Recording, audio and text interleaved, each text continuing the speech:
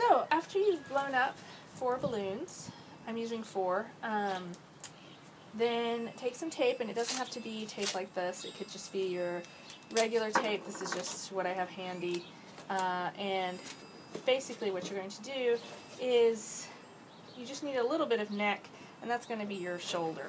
So I'm going to tape that on, and I'm going to secure it by putting another piece of tape on the other side. So this is going to be quite a bit bigger than if you were working with clay.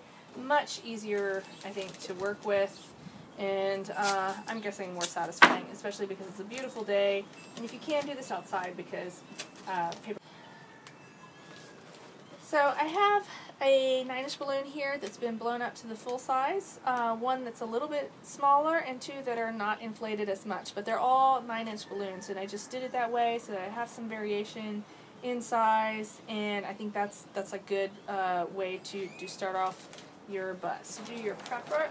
So since I'm going to be using the phone book, I'm going to just start by tearing them out. I'm going to prepare strips, and I'm going to see how many pages I can tear at the same time. I'm going to weight them down. If you were using newspaper, the same applies. You're going to, oops, I didn't do as straight as I would like. You're going to want to prepare strips, even if they're different. They're not straight, that doesn't matter, but I would prefer to have straight ones. It's just easier to work with when you're grabbing something that you have a consistent size.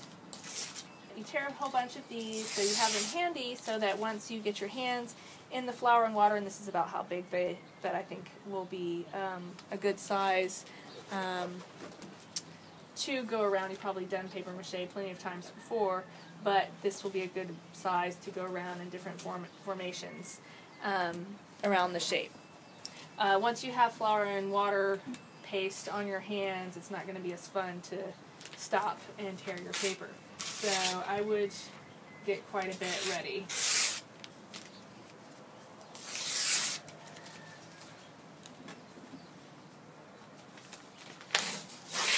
If you're not working outside, put down some of the newspaper on the floor or a plastic tarp if you can, because it's probably going to drip, and it would be nicer to just have something you can pick up and throw away rather than having to clean that up off the floor. It will come up, but, well, if you have carpet, that would be a problem. So be sure to put down some paper or plastic. You don't need a really big area to be covered, but it's just better to prep so that you don't have to clean up later, because everybody hates cleanup. Okay, so I got a dish that this fits into pretty well. I think I'm going to tape it to the dish. Again, I'm using painter's tape, but you can use any kind of tape to secure your balloons. These 2 I just tied together after blowing them up. I'm going to need this head to stop being lopsided. I'm going to do the same pose as I was working on with the other in clay. Okay, let's say that you don't have any balloons but you really want to work with paper mache. Well, you can do that. You can just take some newspaper and ball it up until you have like the head shape and the shoulder shape. And then what I did was I just covered, I taped the head shape to the shoulder shape like this, and then I just covered it all with one piece of newspaper so that I have a basic form, and I'm just going to cover this in the same way that I did the balloons. So I have my basic shape. I've covered it all the way around in newsprint, and I'm going to let it dry for a couple hours. It's a really sunny Texas day, so I think that in a couple hours I will come back and add the ears and maybe some texture for hair, and then I'll build on top of that. You want to let it dry between layers. You can have like up to 4 layers of newspaper, but you need to let it dry completely before adding more onto it.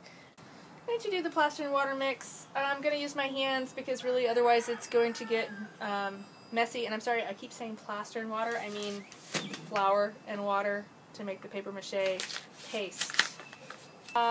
Any dish will do because it will clean up. It just, you know, takes a bit of scrubbing.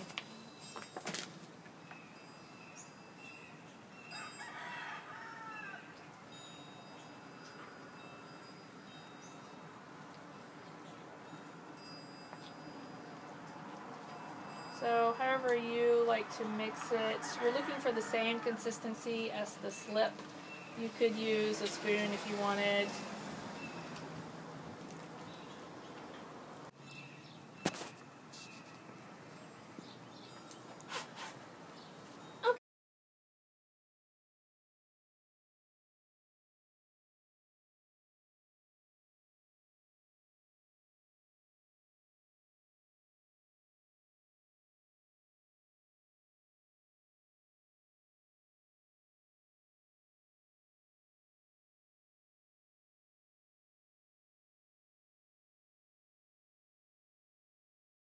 Okay, so I had a minor problem and I tried to fix it by getting a weighted bowl to support my sculpture, and that was not working either, and then my arm fell off. So I realized the tape is not going to hold, and sculpture really is about figuring out problems. It's okay. This one I'm not even going to tape it back together. I'm going to first do one half, and then I'm going to let it set, and I'm going to flip it and do the other half. One side is going to be the back side anyways, so I'm going to start with the front, and when I flip it over I'll probably support it a little bit, and I'll join the two. If anyone has a different way that they would like to work this, that is fine also. Remember, you don't have to go all the way around because you're just doing the top, so I'll probably cut part of this so that it sits nicely, so I'm not really worried about this down here. What I'm worried about is going to be this part here, and then I'll flip it and do the other side. It was just too top heavy. I've made a bunch of different piñata shapes, and the flour and water recipe works for me. I heard someone mention cornstarch. I don't know how that works with piñata type things, so if you know of a different recipe, you're welcome to use that. If you have a different solution for attaching your parts, one thing that worked for me, I've made stars. I also made the Death Star once, and I've had a lot of fun and success making a variety of piñata shapes. Usually what I'll do is make the core shape and then just add on the rest with either butcher paper or even rolled up newspaper to make cones for stars, for example. Tape them on and then later paint them or spray paint them, and you know, it still works. So you can attach things later when you're working with papier-mâché, and that's what makes it kind of versatile and fun.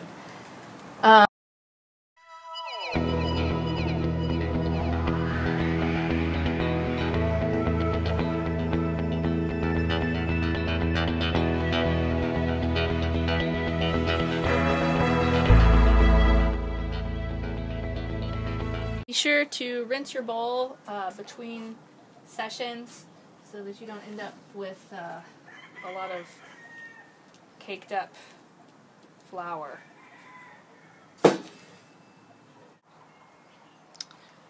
So at this stage I'm just going to use a little bit of water and flour so that I don't throw too much away, because I'm just going to add a little bit of nose, and then I'm going to let that dry and I'll come back later and refine it.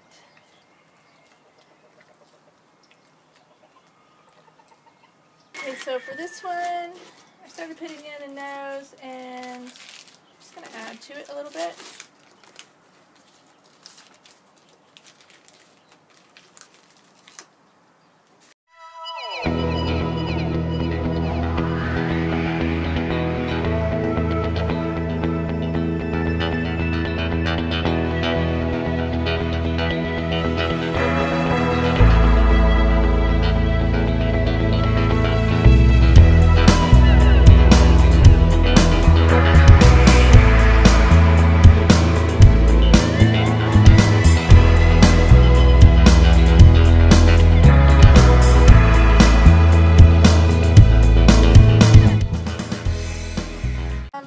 I'm just focusing on this sculpture at this point.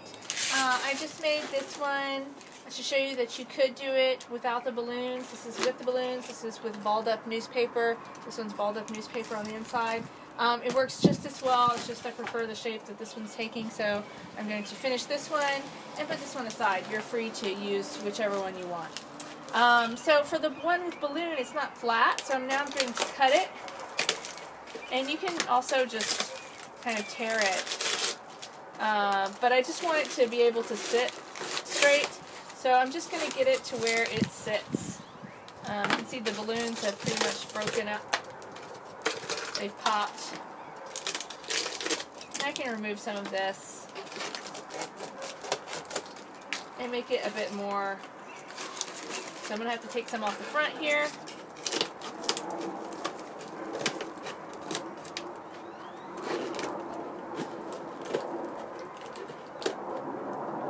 That's quite hard.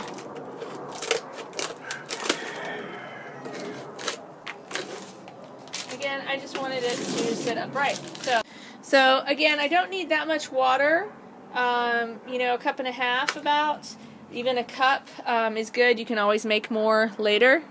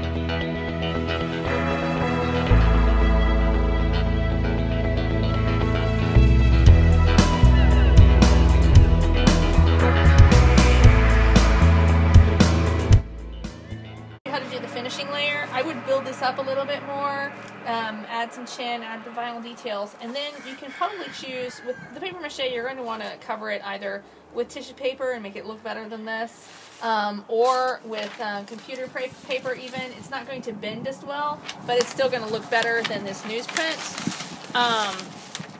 Or you might want to paint it. So if I were going to do it with the, I just have to really bend it here and just get that layer really smoothed in there. What I think is going to work better than that is if you have some tissue paper. It doesn't have to be colored. It could be tissue paper from a shoebox, for example, or maybe even paper towels. I don't know. But just want it to look more uniform than the newsprint. So I'm trying this out as we go. I happen to have some blue from a gift. So here we go. So it tears, but it already kind of looks better. I like that.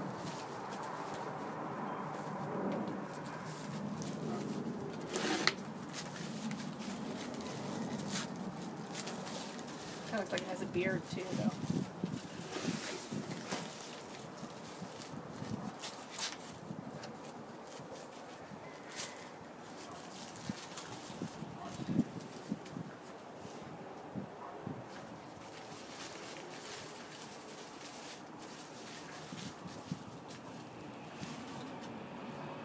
Bit tears a lot looking at tissue paper, so I don't know if it's a good idea or not. If you want to paint it, you might be better just putting a layer over the newspaper, but you can try somewhere that's not obtrusive and see what that looks like.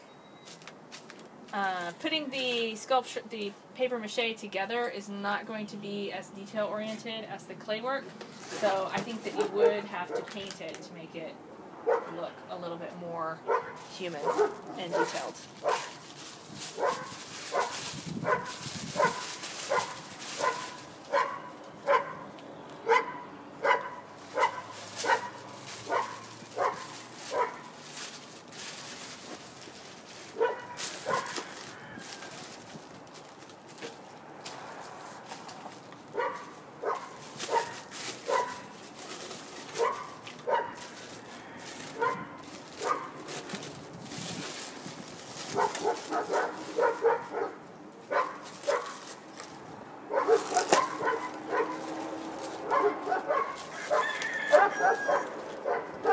Paper is harder than expected because it's so fragile, it's sticking to my fingers and not just to the form.